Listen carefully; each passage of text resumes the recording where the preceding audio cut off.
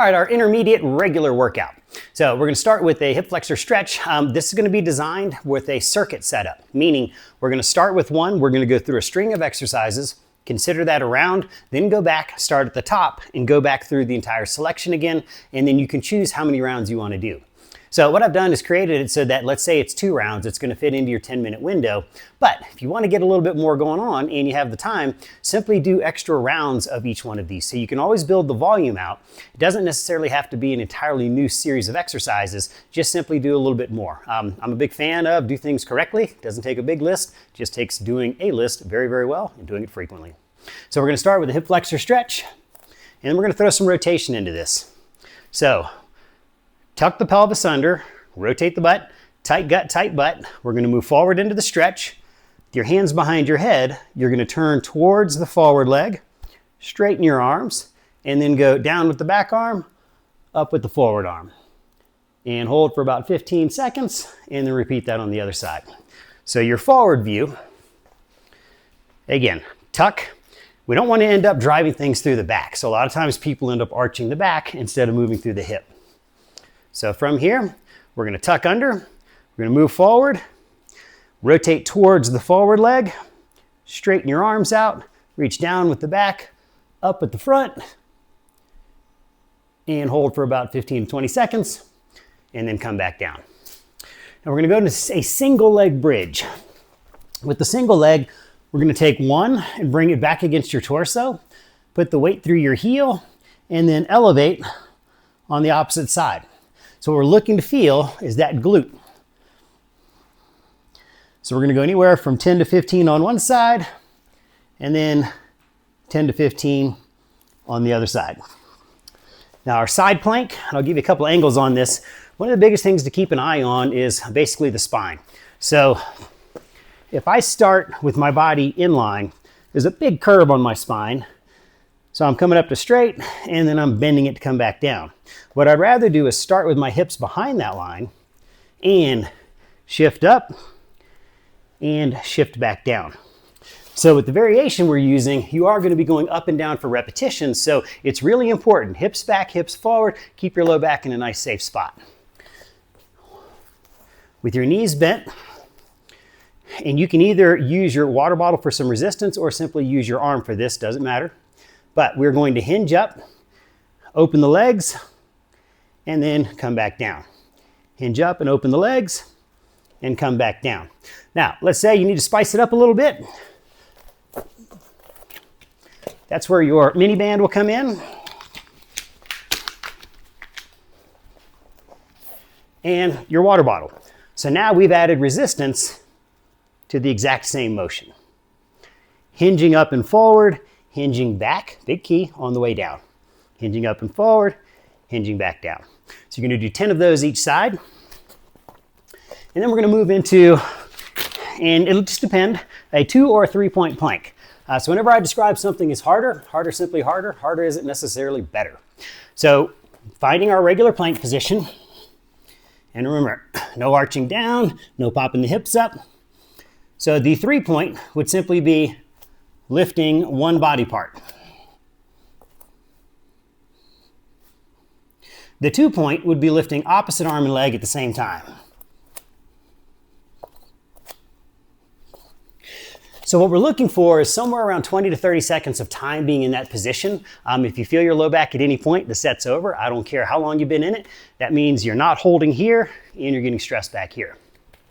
So if you want to do the 3 point, arm, arm, leg, leg, and just keep going around that rotation for that roughly 20 to 30 second window, or doing the opposite arm and leg, opposite arm and leg, again, going for that 20 to 30 seconds.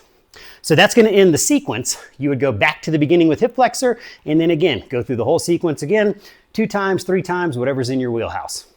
Now we're going to move on to the second circuit in the more advanced or intermediate set of workouts. So with the one arm press, you're basically going to have to lay down on your band across your shoulders, right under the armpit, and then figure out where your tension is. So from here, all I'm doing is pressing up and then back down. So figure out tension where you're getting some pretty good work in here, but you're not killing the front side of your shoulder. So we're gonna go 10 to 15 reps on one side, and you should have equal distance of band on the other, and 10 to 15 on the other side. The second exercise in this sequence, and let's say you don't have a band, so alternate. Now you're gonna go back to your water bottle. Down and back up. And then the other side. So let's say, 10 reps with the band works, but then you want to use the bottle instead, but it doesn't feel hard enough, take it to 15, take it to 20. So just simply add a little volume if you're not getting the exact amount of tension or resistance by way of the bottle or the band. Next, we're going to go into a standing alternating row. So we're going to stand on the band, cross, and we're always going to start up tall. So the first thing I want to really emphasize is the ribs and hips. So I don't want your back rounding and I don't want your back arching. What we're going to do is hinge forward at your hips. So I still have a nice neutral position with my spine, and then we're going to alternate one side with the other side. So I'm initiating my movement, drawing the shoulder blade up, then finishing the pull. Shoulder blade up, then finishing the pull. So you can alternate back and forth for a total count of, we'll say 10 to 20 or 5 to 10 each side. Now this can also be done with your water bottles. Starting in the same position, we're still going to hinge. Once you're about knee height, that's as far as you go. And then drive the shoulder blade, finish the pull. Don't let your elbow go above your shoulder. Back down. Shoulder blade, elbow. Shoulder blade, elbow.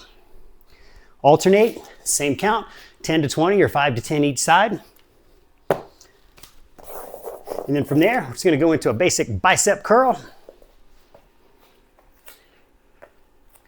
So with the bands, if I stand on it with one foot, that's my easiest tension.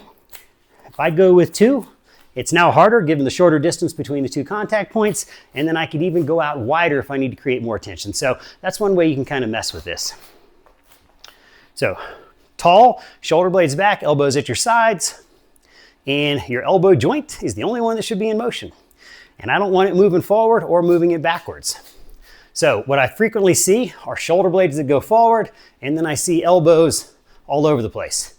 Shoulder blades down and back, and go to your shoulders, back to a straight elbow position. So that can be anywhere in the 10 to 15 repetition range. Same thing can apply with your water bottles. Tall posture,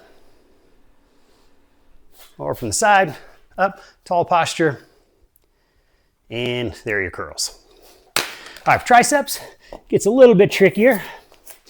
You're gonna stand.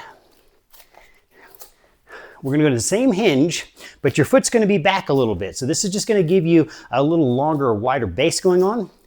Then we're gonna bring elbows up, shoulder blades together, straighten your elbows, bend your elbows. Straighten your elbows, bend your elbows. So notice the shoulder blades never come apart, and I don't want the elbow going up or down. Same thing like with the biceps. Now let's say you're gonna go with your water bottles. Not a problem. You can go with probably a double leg stance on this. With the band, I'm trying to create a little forward to back angle on it. Here, it's gravity, so we just want to get all the way over. Start tall, hinge, shoulder blades, and then simply straighten and bend your elbows. Elbows don't go up, elbows don't go down, and your shoulder blades don't come apart.